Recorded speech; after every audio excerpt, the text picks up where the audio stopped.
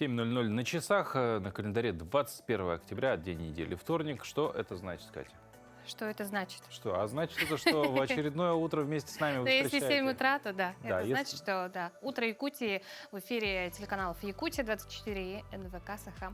Катерина Винокурова, Павел Танин. Просыпаемся вместе с вами. Да, чтобы зарядиться хорошим настроением и заполниться энергией на предстоящий весь день, который только-только начинается, а еще впереди очень много часов, за которые много чего еще можно успеть сделать. Главное, грамотно свой день распланировать. Вот все у нас в течение...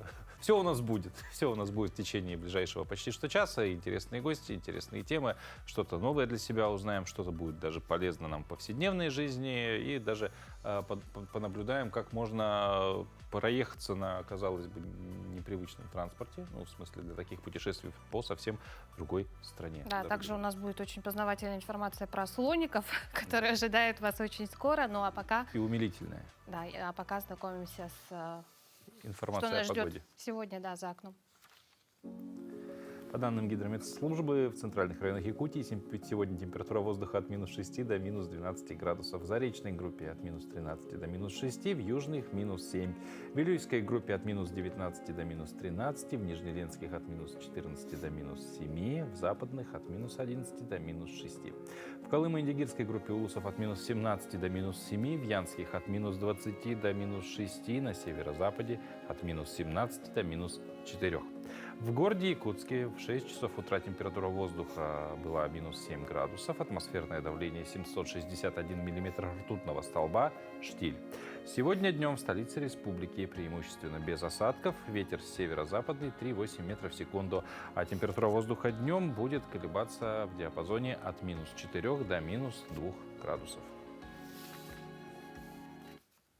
Ну что, хотела посмотреть, где, в каком районе холоднее всего. А мы это вообще без проблем. Да. -19, по-моему, да, уже? -20 в Янске. -20 в Янской Янске. группе, да. Янские районы, Когда я был там, держитесь. Мы -20. с вами, не мерзните, одевайтесь теплее. Ну а чтобы было теплее на душе, встречайте утро вместе с нами. Да, ну а прямо сейчас наши коллеги из информационной службы расскажут о последних новостях, а мы же после этого вернемся и продолжим, точнее даже начнем, да, потому что только начали, начнем уже полноценно встречать сегодняшний день.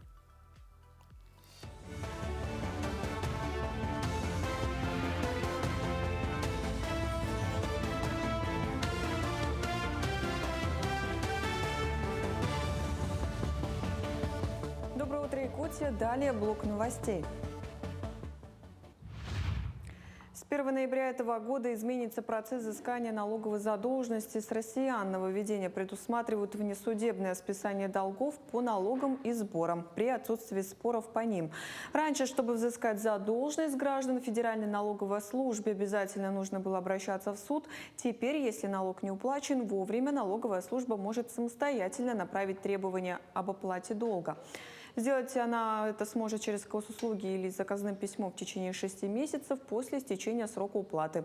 Оспорить сумму задолженности можно будет путем подачи заявления о перерасчете или жалобы до момента взыскания. 60 случаев заражения энтеровирусной инфекции зафиксировали в Якутии. Очаги были обнаружены в столице региона и в 6 районах. Это Татинский, Мирнинский, Ленёкский, Хангаласский, Чурапчинский и Сунтарский улусы. Как сообщили в региональном управлении Роспотребнадзора, большинство случаев заражения приходится на детское население. Их доля в общем количестве зафиксированных случаев составляет 93%. Сама инфекция имеет разнообразные клинические формы, самые тяжелые из которых менингит, энцефалит и поперечный миолит. В качестве профилактики специалисты рекомендуют соблюдать правила гигиены. В Якутии превысился эпидпорог по сезонной заболеваемости ОРВИ и гриппом. При этом рост незначителен, отметили в Роспотребнадзоре региона. Так, по итогам минувшей недели специалисты зарегистрировали около 7 тысяч случаев заражения. Большинство из заболевших – дети, однако речь о введении повсеместного карантина в образовательных учреждениях республики пока не идет. Лабораторный мониторинг показал циркуляцию в воздухе вирусов, которые вызывают ОРВИ, ковид и грипп А. Единственный эффективной профилактикой заболеваний по-прежнему остается вакцинация. На сегодня в республике эту процедуру прошли 283 362 человека. Это 57% от плана. Из них 144 028 детей и 139 334 взрослых. Поэтому население призываем подойти в поликлинике по месту жительства, пока заболеваемость невысокая и карантинов повсеместно нету, получать прививку против гриппа. Во Владивостоке показали третий по величине кассового сбора фильм «Айхал». Криминальная драма стала одной из самых громких премьер года. Фильм основан на реальных историях якутской молодежи. Режиссер Джулсхан Андросов. Премьерные показы пройдут в Центральном кинотеатре Уссури в течение нескольких дней и собрали самую разную публику – студентов, старшее поколение, земляков и местных жителей. Каждый сеанс подтверждает, интерес к якутскому кино неуклонно растет. Зрители находят в этих историях себя не только в России, но и далеко за ее пределами. Для Владивостока это не первый опыт знакомства с якутским кинематографом. И регулярные показы уже стали показателем того, что жанр обретает в городе все более преданную аудиторию. Фильм очень понравился, впечатление прям супер. Фильм, как бы, мне ожидал превзошел все мои ожидания. Очень долго ждали выхода на прокат именно во Владивостоке, и вот дождались. Непременно бы посоветовала сходить на фильм, потому что такие времена были не только в Якутии, но и в России, поэтому непременно бы посоветовала своим всем русским друзьям сходить на фильм, потому что он очень классный, без эмоций, без чувств не останется после этого фильма.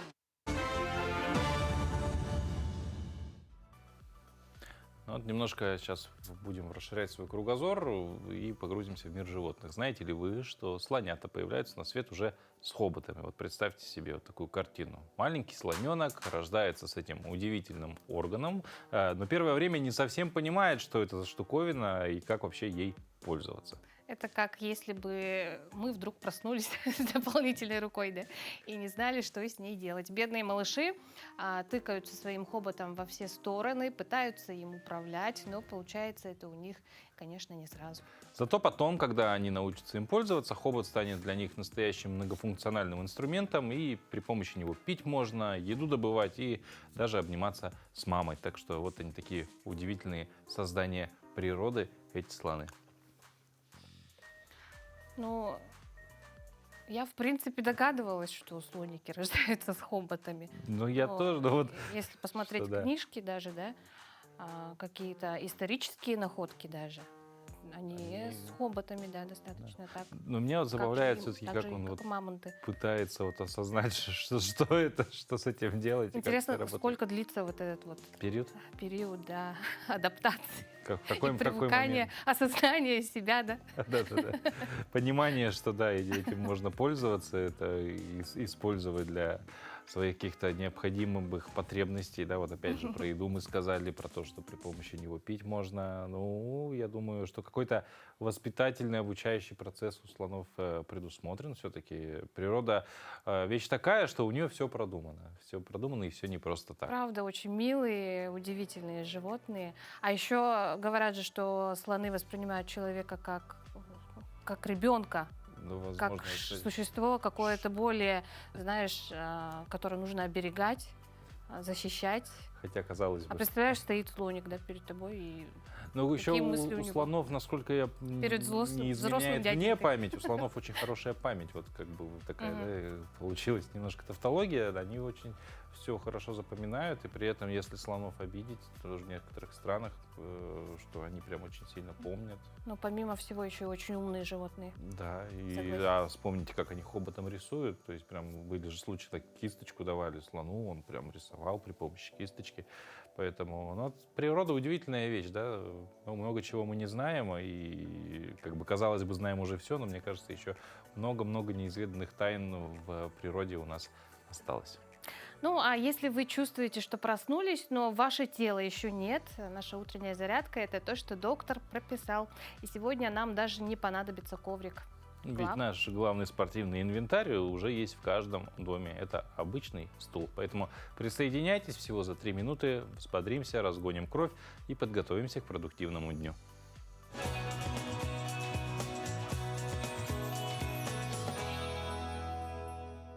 Всем доброе утро, Якутск, с вами на связи тренер Света Миронова, и сегодня мы с вами выполним классную зарядочку для ленивых, и нам понадобится стул, диван, кресло, и вы должны быть в удобной форме. Давайте начнем. Мы с вами, то есть разворачиваемся, ручки поставили на стульчик, диван, кресло, ножку отводим назад, с пяточки до макушки у нас с вами одна прямая, и на выдохе мы с вами должны поднимать наши колени к груди. Поехали, раз.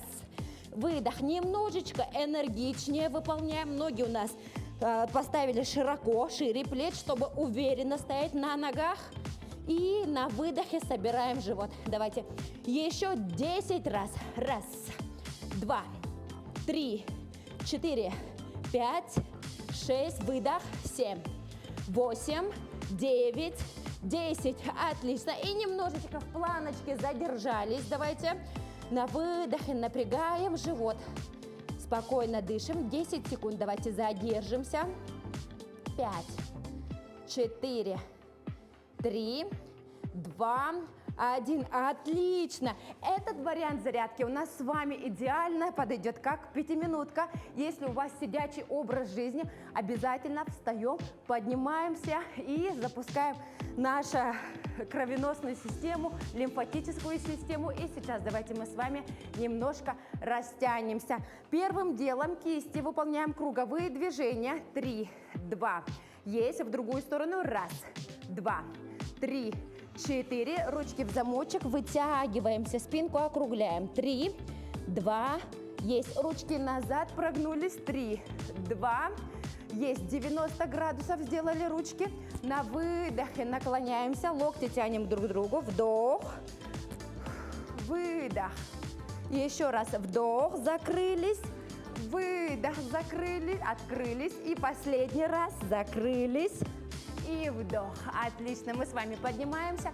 Немножко растянем наши ножки. Также держимся от стула.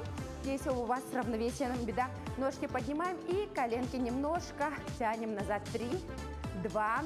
Есть. Противоположную ножку взяли и коленку. Раз, два, 3, 4, 5. Самое главное, без резких движений. И давайте напоследок сделали хороший вдох через нос. И выдох. Наклоняемся к нашим ножкам. 3, 2, 1. Отлично. И с вами была на связи тренер Света Миронова. Всем отличного дня. Пока-пока. А вот вам вопрос после такой бодрой зарядки. Насколько в форме ваш родной язык? Помните ли вы песни, сказки и поговорки? Вот чтобы помочь каждому найти ответ и поддержать языковое многообразие, в Якутии стартовал конкурс «Родной язык. Достояние народа». Его цель — найти и поддержать лучшие проекты по сохранению и продвижению языков и культуры народов республики. Подробнее об этом конкурсе нам расскажет Екатерина Егорова, руководитель ресурсного образовательно-методологического центра Дома дружбы народов, а также председатель русской общины Республики Саха-Якутия. Екатерина, Доброе утро. Доброе утро. Вот. Ну, подробнее о конкурсе, чем он важен, в чем его ключевая цель. Мы вроде бы как бы так поверхностно уже сказали, но тем не менее. Вообще, чуть может быть, глубже. впервые он проводится или уже? Конкурс «Родной язык. Достояние народа» проводится уже 3-й год подряд. Ага. Он реализуется как проект на средства госпрограммы по сохранению государственных официальных языков народов Республики Саха-Якутия и дает шансы. То есть его цель на поддержку проектов и инициатив от муниципальных районов, от образовательных учреждений, учреждений культуры. То есть любой детский сад, библиотека, музей, школа могут принять участие в данном конкурсе. И, наверное, отличие его от других, как раз-таки именно в той целевой аудитории, на которую он направлен. И в тех участниках. Потому что, как показывает практика, именно учреждения редко когда могут принять участие в конкурсе на материальную поддержку, на реализацию своих проектов. А наш конкурс именно содействует реализации данных проектов именно в образовательных и культурных учреждениях. Угу. Ну, то есть основное требование быть в образовательном. Да, основное требование, то есть главными учреждении. участниками конкурса именно являются учреждения. Главными и единственными, получается, или все-таки может кто-то в частном порядке поучаствовать? В частном порядке нет. Именно То есть учреждения, организации. да. Ага. А в чем, собственно, поддержка потом в дальнейшем заключается лучших проектов? То есть это какие-то гранты? Да, на конкурсной основе выбираются лучшие проекты. Члены комиссии выбирают его. Согласно положению о конкурсе, членами комиссии выступают специалисты в сфере культуры, образования, сохранения родных языков, национальной политики, и выбираются лучшие проекты, которые поддерживаются и финансируются. То есть заявки принимаются такие с планом реализации проекта, например, на сегодняшний день, в 2026 году. То есть люди, которые сейчас отправляют нам заявки, их проект должен быть календарем с 1 января 2026 года по 30 октября 2026 года. Вот в этот период они раскладывают весь календарный план своего проекта, расписывают к нему материальные ресурсы, которые необходимы, смечивают, и таким образом заявка, согласно форме, представленной в положении, подается на конкурс. А какая-то еще, может быть, ну, помимо грантовой поддержки, может быть, еще предусмотрена там поддержка, условно, в продвижении, да, проекта? Безусловно, конечно. Дом дружбы народов принимает, естественно, такую, ну, отчетную, так сказать, да, информацию потом в процессе реализации и оказывает информационную поддержку. Министерство по внешним связям, совместно с которым проводится конкурс, также оказывает информационную поддержку, дальнейшее продвижение. И в этом году, 5 декабря, у нас намечена такая презентация уже реализованных ранее проектов, то есть те конкурсанты, которые принимали участие, победили и уже реализовали, смогут поделиться опытом. А конкурсанты сегодняшнего конкурса, этого года, получат свои награды, да, победители, и смогут также представить свои проекты, которые они планируют реализовать в 2026 году. А вот, кстати, интересно, да, среди реализованных проектов какие как-то повлияли, да, возможно, на жизнь носителей языков, на конкретных людей? Безусловно, конкурс дает возможность, поскольку он весь календарный план каждой заявки, он расписан, ну, практически по дням, по месяцам, и предполагает проведение мероприятий с вовлечением молодежи, с вовлечением детей. И сами номинации конкурса предполагают, что это непрерывная работа. А любая непрерывная работа, естественно, способствует максимальному вовлечению и освоению родного языка, и вот привычке владеть им, больше любви к нему. И номинации конкурса вот, лучший мультимедийный проект, лучшие проекты для детей и молодежи, проекты как среда родного языка. Даже есть номинация вот, лучший языковой лагерь. То есть это можно запланировать какую-то активность в лагере и с таким языковым погружением. Вот эти номинации, они, ну, как бы дают такую и свободу одновременно, и в то же время хорошие шансы для того, чтобы освоить язык в разной форме, не только вот как вот по книжке и так далее. То есть люди, авторы проектов могут любые формы использовать для того, чтобы родному языку обучать детей и приобщать к нему. Ну, это вот за 3 года уже конкурс проводится, по-моему, да? Да. 3 года, а вот за 3 Третий года... раз. Третий раз. Вот 3 года или 3-й раз, я перепутался немножко. Тем не менее, а есть какие-то вот примеры конкурса? То есть, может быть, мы о чем-то уже даже слышали за эти 3 года, о каком-то проекте, который вот он среди нас, а он, оказывается, скажем так, выпускник этого конкурса. Да, и вообще, может быть, такой... Ну, это стоит вам обратить внимание, конечно, на муниципальные районы. Там в основном поддерживаются проекты с таких более-менее отдаленных, таких поселковых. Это как раз комиссия чаще всего дает предпочтение именно вот проектам, которые, ну, с вот На месте, дальних территорий, но они вот на месте, прямо здесь и сейчас реализуют этот проект. И, безусловно, дополнительное финансирование им, конечно же, в пользу. И, ну, такие проекты есть, очень активно участвуют в конкурсе Мирнинский район, очень активно участвует Алданский район, активно участвуют северные районы. Очень много заявок по сохранению языков коренных малочисленных народов Севера. И народов много, языков много, да, там практически прям очень большой такой набор. Очень хорошо заявки поступают по медийным проектам, по работе с молодежью. Поэтому охват республиканский, он очень такой хороший. Ага. Ну и вот помимо этого конкурса, то есть вообще сохранение родных языков достаточно такой и вопрос и важный, особенно понимая, что у нас многонациональная республика, огромное количество народностей проживает, у каждого есть родной язык. Помимо вот конкурса хотелось бы еще про сам Дом дружбы народов поговорить, то есть самим Домом дружбы народов сегодня, может, тоже какие-то проекты реализуются, направленные на сохранение культуры, это мы знаем, а вот на сохранение именно языков родных. Конечно, Дом дружбы народов реализует много проектов по сохранению языков. В начале года проходит декада родных языков, которая стартует от Дня 13 февраля и до 21 февраля, да, которые те дни посвящены родным языкам народов Якутии и народов мира. Есть декада русского языка, которая с 24 мая по 6 июня. Все проекты посвящены русской культуре, русскому языку. Новый государственный праздник с этого года отмечается в России, День языков народов России. Он выпадает на 8 сентября. И это тоже дополнительный такой акцент на сохранение языка. И есть медийные проекты. У нас работает такое медиапространство «Полета Ксюкю», которое посвящено творчеству, жизни, философии Алексея Алексеевича Кулаковского, как основоположнику якутского языка. И этот проект дает, как бы, такой, аккумулирует множество проектов и действий, активностей, связанных с именем Кулаковского или посвященных ему. У нас с прошлого года работает студия «Дружба. Родной язык» называется, где можно сделать аудиозаписи носителей родных языков, вот все, народный фольклор, творчество, и даже есть такая серия записей «Фолк-чарт», где в современной обработке в этно таком стиле можно записать какие-то музыкальные треки, и эти записи опубликованы в Яндекс подкастах, в ВК подкастах, на платформе Мави, и можно прослушать в любое время эти записи. Здорово, отлично. Масштабная работа на самом деле, потому что, ну, Да, в целом столько проектов, да? сохранение родного языка — это очень важная история. Екатерина, Реализуется. спасибо, успехов в дальнейшей работе, в частности, по сохранению и культуры, и языков. Да, ну и, конечно, ждем итогов конкурса. Большое спасибо, обязательно озвучим. Вот.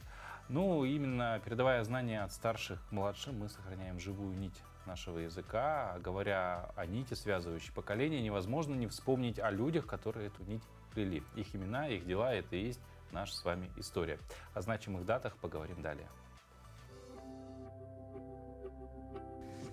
На календаре 21 октября. Всемирный день профилактики йододефицита. По народному календарю в этот день отмечается память двух святых – Трифона Вятского и Пелагеи Антиохийской. На Руси в это время приближение зимы становилось все более ощутимым. С Трифона, Пелагеей все холоднее, говорили люди. Также в этот день по обыкновению начинали готовить новые поля, рубили и выжигали лес. Этот день в истории. 1520 год. Магеллан открыл пролив, названный впоследствии Магеллановым.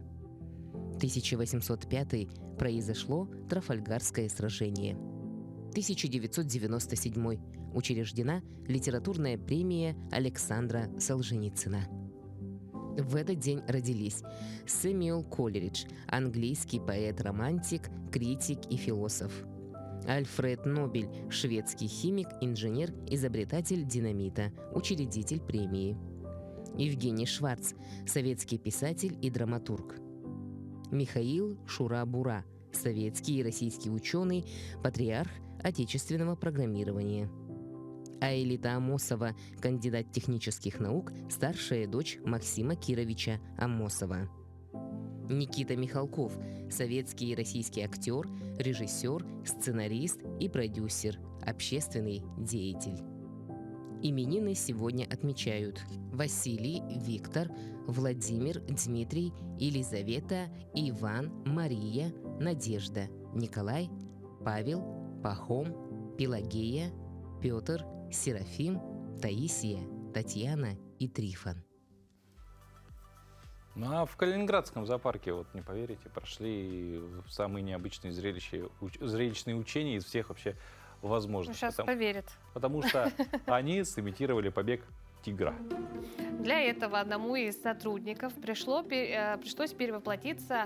Он облачился в полосатый костюм и исполнял роль хищника, который пытался сбежать от ловцов. Как отметили в организации, в процессе участвовали 150 сотрудников. Они слаженно действовали, координируя друг друга по рации, чтобы отловить опасного беглеца. Апогей этой погони вы можете представить и увидеть. Запыхавшийся тигр эффектно падает звездочкой на землю, после чего его аккуратно аккуратно укладывают на носилки и торжественно доставляют к машине.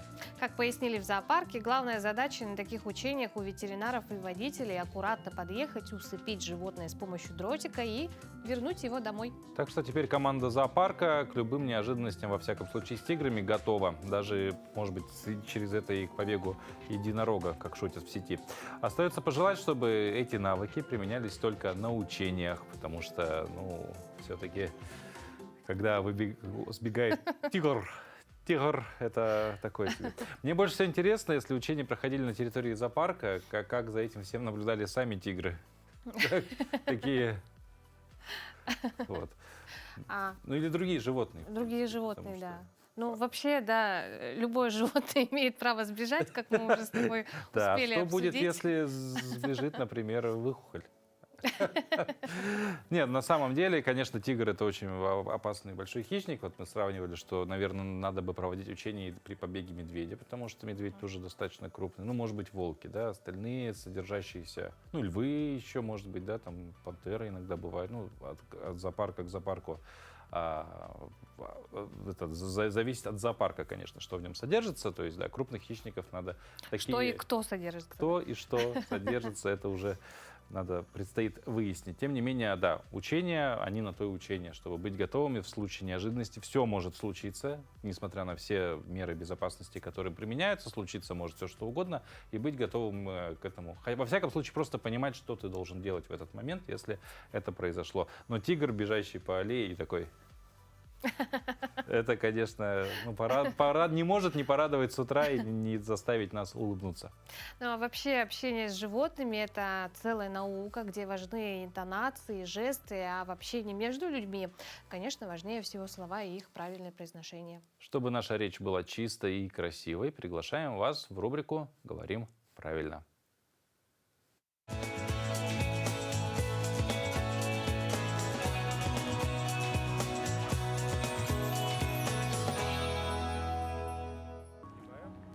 Доброе утро, дорогие телезрители! И снова мы с вами вспоминаем о русском литературном произношении, об орфоэпии. Рубен Иванович Аванесов в своей книге, в своей монографии «Русское литературное произношение» посвятил целую главу произношению иностранных слов. В этой главе он в частности отмечает, что есть иностранные слова, которые сохранили твердое произношение согласных перед буквой «е», что не характерно для русского языка. Примером такого слова с твердым произношением согласных является слово «сентенция», в которых оба согласных и согласная, которая обозначается буква «с», и согласная, которая обозначается буква «т», произносится твердо «сентенция». Если мы с вами говорим о значении слова «сентенция», то оно, пришедшее к нам из латыни, кстати, обозначает краткое нравоучительное изречение, афоризм с моральной или философской сутью. Часто используем для выражения мудрости в сжатой форме. Автор сентенции может быть известен, а может быть и не быть таковым. То есть это может быть пословицей и поговоркой, творчеством народным. Если мы говорим с вами об употреблении слова «сентенция», о сочетаемости, точнее, слова «сентенция», то чаще всего оно употребляется с глаголами «говорить» или «изрекать». Например, он говорил одними сентенциями или он изрекал сентенции. А закончить я свое выступление, свою встречу с вами хочу сентенцией Ключевского. Давайте ее послушаем. Справедливость – доблесть избранных натур. Правдивость – долг каждого порядочного человека. Давайте говорить правильно. Всего доброго! Говорить правильно — это важно, а вот наша следующая героиня знает все о том, как делать правильно и вкусно. В ее деле нет места ошибкам, ведь формула идеального хлеба требует такой же точности и внимания к деталям, как и формула грамотной речи. О том, как пекарное искусство стало успешным бизнесом, в нашей следующей рубрике «Формула успеха».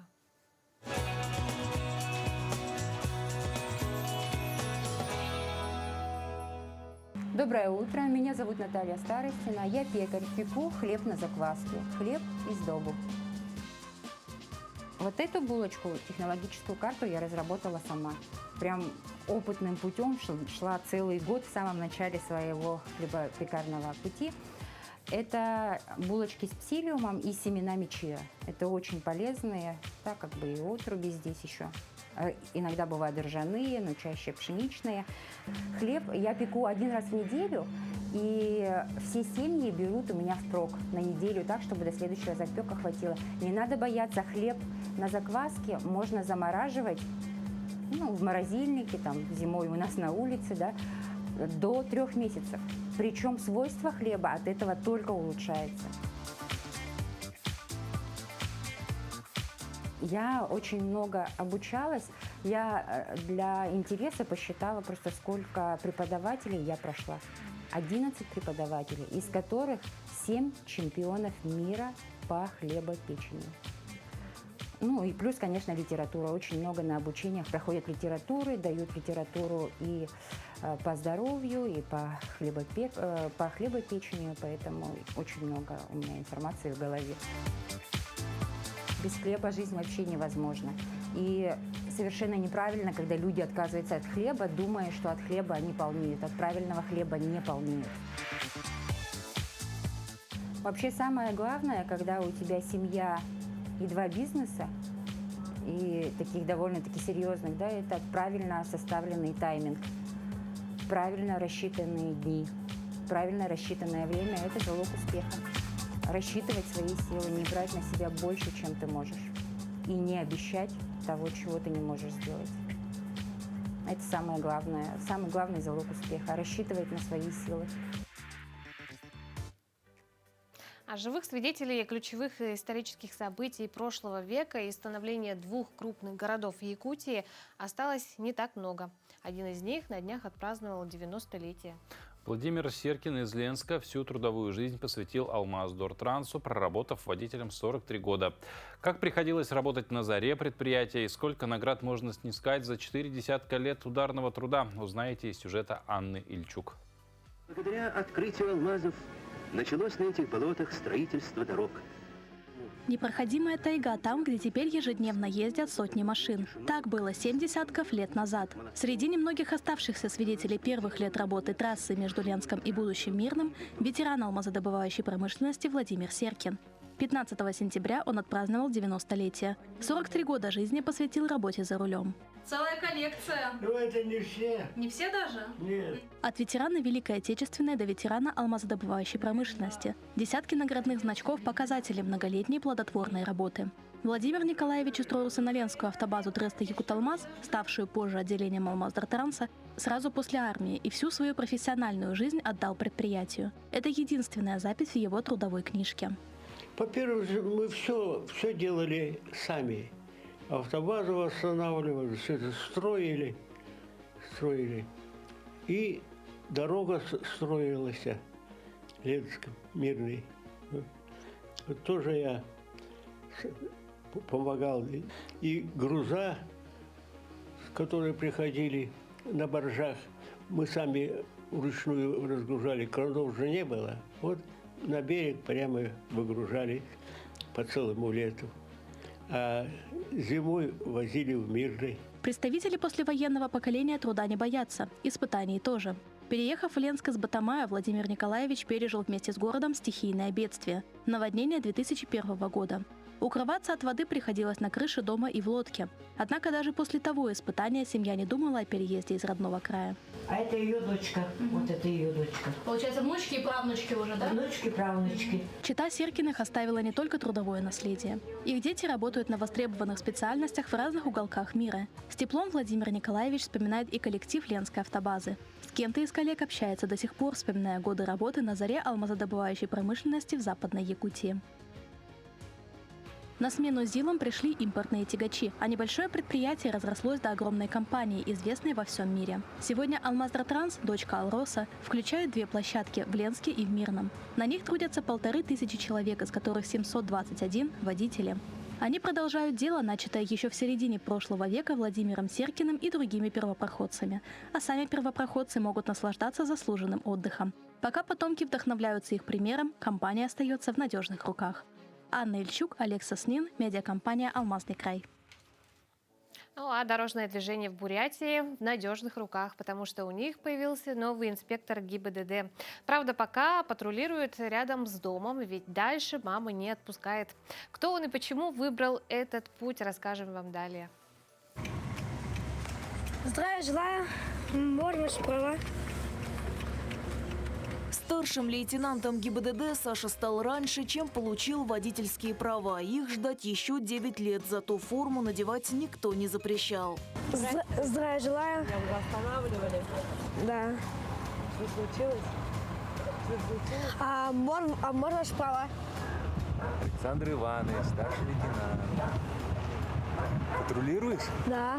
Молодец. Можно справа? Издалека и не отличишь от настоящего инспектора. Та же форма и те же движения жезлом. Возраст выдают лишь рост и грамматические ошибки на картонном удостоверении. Вот в школу я иду домой, кушаю, делаю уроки и потом хожу на работу. В день Александр Иванович останавливает 20 автомобилей, если водитель не включил фары или превысил скорость. Дальше инспектора не проедет. Был один случай.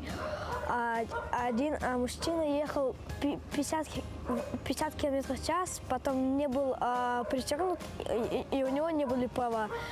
И он говорит: давай я тебе взятку. Я говорю: нет, конечно. Ага, а вы ехали с какой скоростью? 20, наверное. 20. Ага, все, счастливого пути. Спасибо, до свидания. Но мне чуть-чуть так обидно, когда машины меня игнорируют. Я думаю, что они как-то торопятся, еще что-то там. И до меня нет дела. Но Саша не опускает руки. Кстати, родители о должности сына не знали. Думали, купили форму для Игоря. Получилось, что заглянули в будущее. Я за него переживаю. Это дорога, тоже это опасно. Он упертый. И вот я хочу, я буду, и все равно стоит на своем. Мы рассказали о мечте Саши настоящим инспекторам. В свои ряды юношу они готовы принять только через 15 лет. А пока провели экскурсию по управлению.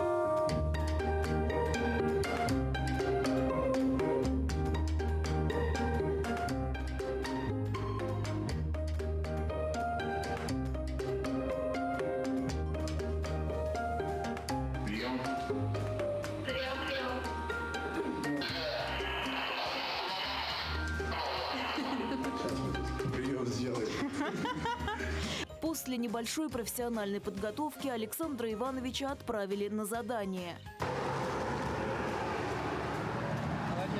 Здравия желаю. Добрый день.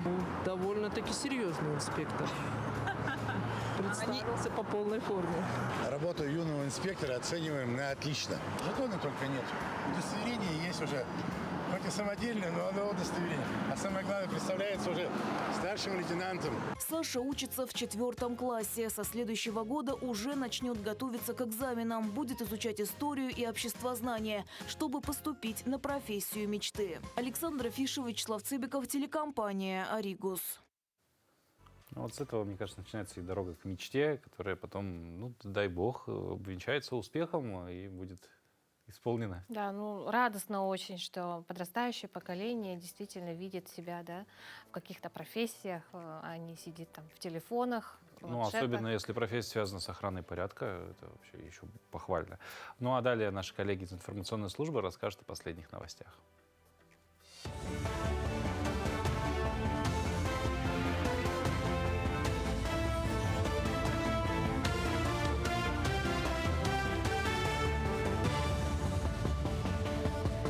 Мы продолжаем говорить о самых заметных событиях этого утра. В ноябре график пенсионных выплат будет скорректирован в связи с праздниками. Об этом сообщил депутат Госдумы Алексей Гавырин. В рамках Дня народного единства 2, 3 и 4 ноября официально объявлены нерабочими. В связи с этим выплаты придут гражданам 1 ноября. Изменения коснутся тех, кто получает пенсии через банк и на дом. В случае, если деньги приходят через почтовое отделение, сроки доставки могут меняться в зависимости от его режима работы в регионе. Тем не менее, правило досрочного перечисления остается неизменным. Выплаты на банковские счета поступают заранее, не позднее 31 октября. В Якутии работают 3 паромные переправы, все остальные завершили сезон навигации и официально закрыты. Так, паромы курсируют по направлениям Якутск-Нижний Бестях, Качекадзе-Махсоголох и Крестях-Мирный. Напомним, между Якутском и Нижним Бестяхом начали курсировать судна на воздушных подушках. Пока действуют летние тарифы, отправляются по мере загрузки.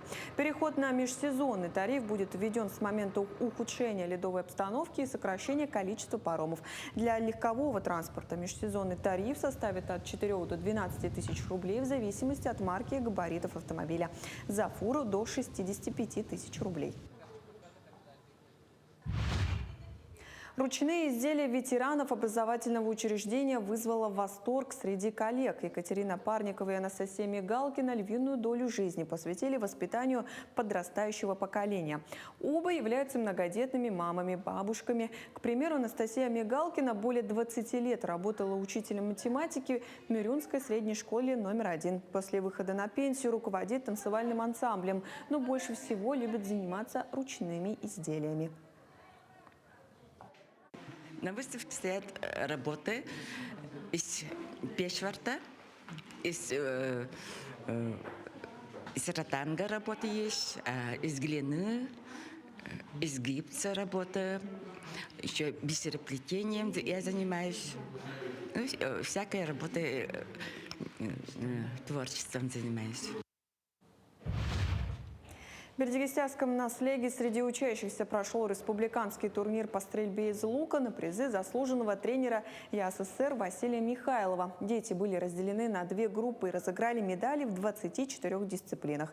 18-й турнир прошел на высоком уровне. Самсон Спиридонов, Данил Лыткин, Владимир Ким и Виолетта Дьячковская показали результаты, соответствующие нормативам мастеров спорта. Василий Михайлов в свое время воспитал 13 мастеров спорта СССР.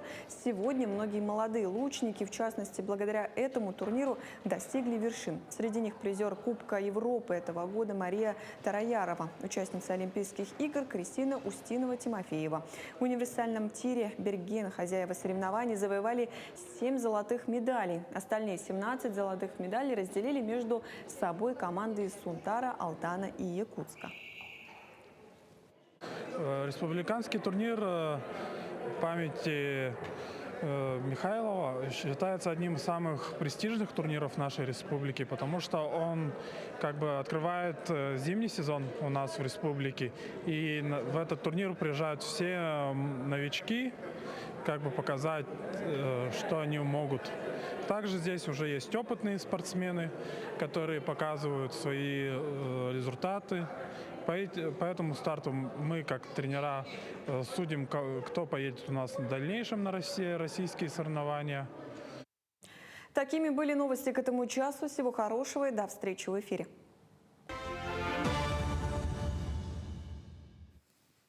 Спасибо коллегам, а мы продолжаем.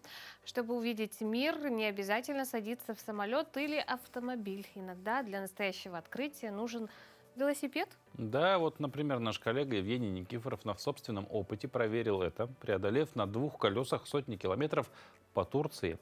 О том, как это было, смотрите в следующем сюжете.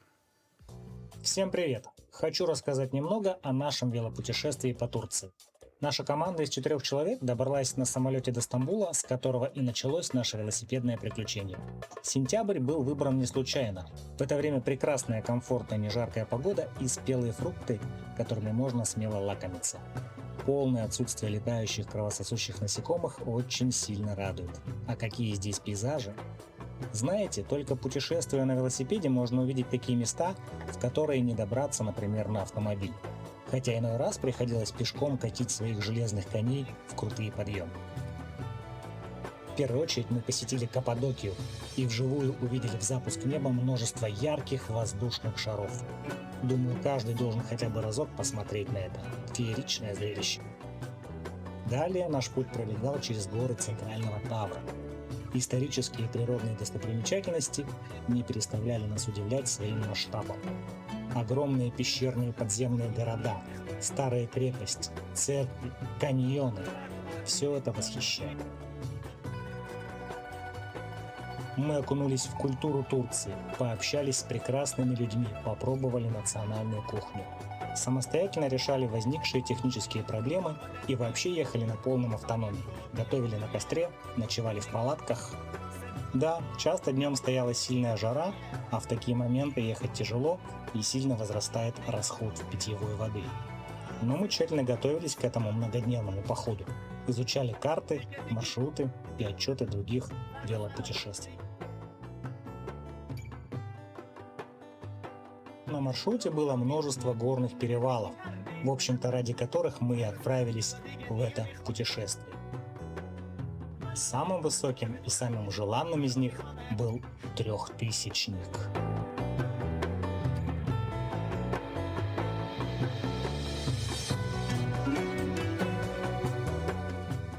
Миссия выполнена, друзья мои. Мы находимся на перевале высотой 3 с лишним тысячи метров. 316, если не ошибаюсь. Здесь нам удалось потрогать облака руками настолько высоко, что они таки тянутся к нам в руки сами. Мы преодолели на велосипедах почти 800 километров. И каждый оборот педали дарил нам уникальный опыт и незабываемые впечатления. Местное население относится к велотуристам очень положительно, готовы во всем помочь, угостить вкусняшками, что-то подсказать и посоветовать. Турция прекрасна для любого вида туризма, но чтобы путешествовать по ней на велосипеде, нужно хорошо подготовиться. Залог успеха – подготовленный надежный велосипед, качественное снаряжение, опыт и, конечно, слаженная команда, в которой каждый выполняет свою роль. Например, у нас были повар, врач, техник. Самая распространенная поломка на маршруте – это проколы. Острые твердые колючки, шипы растений не давали расслабиться. Кстати, темнеет на юге рано, поэтому искать место для ночевки нужно было уже примерно в 6 часов вечера. Ночи здесь очень темные и звездные. Турецкий язык относится к тюркской языковой группе, как и якутский.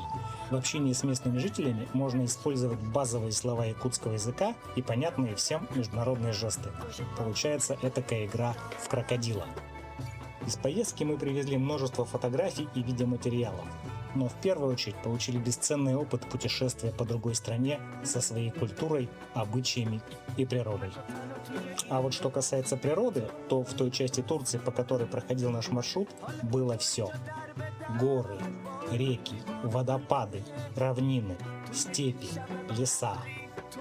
Маленькие деревушки и большие города. Крупные транспортные развязки и едва заметные лесные тропинки.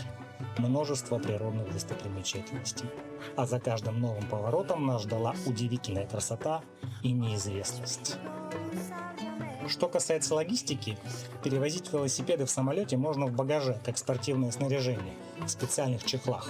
По прилету велосипеды собираются и можно отправиться в путь сразу из аэропорта. Финишировали мы на побережье Средиземного моря в Анталии, где получилось несколько дней и ночей провести на пляже. Путешествуйте больше, друзья! А пока Евгений покорял веломаршруты Турции, наши гости сегодняшние, Туяра Садовникова и Инна Евсеева, отправились в свое не менее увлекательное путешествие, но уже по просторам Беларуси. И, преодолев сотни километров по кольцевому маршруту, они увидели страну с нового ракурса и теперь вернулись, чтобы поделиться впечатлениями. Туяра, Инна, доброе утро. Доброе утро. Доброе утро. Да. Мы, как понимаем, по Беларуси вы тоже на двухколесном транспорте. Верно. Да? Вот, почему выбрали именно Беларусь? Так как мы уже были в Беларуси, я в прошлом году с Александром Соломовым, кстати, это ваш коллега, путешествовали Москва-Минск. Потом я уже отдельно на авто и мото путешествовала, мне очень там понравилось. Прямо Беларусь в самое сердце запала. Я точно была уверена, что приеду сюда на велосипеде, потому что там природа прекрасная, культура страны и культура вождения там вообще великолепная. Никто тебе не давит, все пропускают. Ну, к такому маршруту нужно подготовиться, да, наверное, Да. кардинально. То есть, во-первых, это транспорт, да, чтобы был, наверное, в хорошем состоянии, готовым. Как вообще планировали маршрут, что с собой брали, где ночевали, да? Ну, мы начали готовиться очень сильно заранее, еще в марте, потому что нужно купить билеты Якутск-Москва, Москва-Минск. Ну, купили субсидированные билеты. Плюс еще нужно было подумать о том, как перевести велосипед. И сначала мы в Яндекс.Картах набросали маршрут. Это, получается, основные города — это Минск, Гродно, Брест, Минск. И получился у нас такой белорусский треугольник. И и между Брестом и Гродно мы решили заехать в Беловежскую пущу, меловые карьеры. И от этого маршрута мы уже отталкивались на другие достопримечательности. Ну, вот говоря про перевозку велосипеда, да, вот наш коллега Евгений уже рассказал, что это как спортинвентарь перевозится, то есть, ну, такая памятка путешественнику, потому что, вот, честно говоря, мы уже почти 10 минут в эфире говорим про велопутешествие, тоже хочется попробовать себя в этом когда-нибудь, как перевести реально велосипед в самолете на другой конец страны. Ну, велосипед считается как спортинвентарь, и его нужно хорошо упаковать. Если говорят, вы положите там в сумку, то это не совсем правильно. Нужно отдельно все снять колесо переднее, его упаковать, все эти маленькие элементы, переключатели тоже нужно упаковать, потому что там в аэропорту все-таки бросают велосипеды. И чтобы не случилось поломки неожиданной в начале маршрута, нужно хорошо это все упаковать, все это сдать, и чтобы он еще прошел по габаритам и весу. То есть разбираем полностью наш транспорт? Нет, не полностью. Не полностью. Понял. Руль и переднее колесо. Инна, ну, чтобы ездить на велосипеде, да, наверное, по длительным достаточно расстояниям, нужно, наверное, быть физически, как-то быть активным, да? До этого вы ездили или, может быть, вы вообще впервые сели на велосипед? С какими сложностями, может, пришлось столкнуться? Ну, сложности по Беларуси у меня почти не было. Разве что этот встречный ветер и дожди. А так, вот именно вот разобранный велосипед, велочехли, и по аэропорту там бегаешь. Вот это сложности было. И все. Больше не было у меня.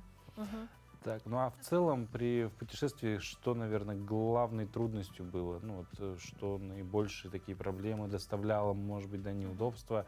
Что-то, что даже где-то, может быть, побуждало такой вопрос, может бросить все, развернуться обратно в аэропорт и вернуться? Такого не было. Так как мы закалены в Якутске. Инна вот Бревета ездит по 600 километров за раз, за 48 часов, да, вроде проехала? Я проехала с Женей Никифоровым до Магадана по Старой Колыме. Вообще Беларусь — это лайтовый поход прям для души. Прогулочка. Прогулка, да. Чем вот, что бы вы порекомендовали, так скажем, людям, которые еще не видели Белоруссию, да, что интересного можно посмотреть, ну, помимо, конечно, открывающихся красивых видов? Ну, там вообще много что можно посмотреть. Архитектура, великолепная просто архитектура. Там интересная история получается. Там, все эти костелы, католические церкви, православные церкви, плюс всякие разные сельскохозяйственные вот эти вот дожинки, например. Страда, можно сказать. Очень много. Главное посмотреть календарь, там хорошо развит дрифт, например. Можно посетить дрифт, потом фестивали разные. Фестивали какие-то по культуре или фестивали концерты. То есть культурную программу себе можно запланировать неплохую. А в части распределения обязанностей в пути, как вот этот вопрос решается? Да, никак, ну все. Мы уже так притерлись, что мы просто друг другу помогаем. Мы уже знаем на полусловии, понимаем друг друга и вообще даже не спрашивая, все делаем вместе. Но много вещей пришлось с собой взять. Наверное, это палатки, да? Помимо самого транспорта, это еще и для ночлега. Ну, получается, так как мы в сентябре, осенью, там уже ночью холодно, поэтому пришлось брать второй комплект одежды, теплый. Теплые вещи. Да, и чтобы он были сухие. А, кстати, перепады температур большие вот от дня и вечера? Нет, вообще нет. Так как это умеренный климат, там тепло днем, тепло ночью. Вот так. Не как у нас резко континентальный в Якутске. Ну и очень, допустим, ближе к экватору тоже проблема бывает, что там днем очень-очень жарко, потом ночью как резко. Ну, смотря где. Если это джунгли, то все нормально. Ну вот, допустим, в районе Турции примерно так и происходит. Да. Днем очень... У них гористая местность. Да, жарко, потом ночью как холодно становится. Вот. Да. А есть ли у вас уже идеи для следующих маршрутов? То есть куда-то, может быть, наметили? дальше двигать? Ну, у меня точно есть. Я свою экипировку в Минске оставила.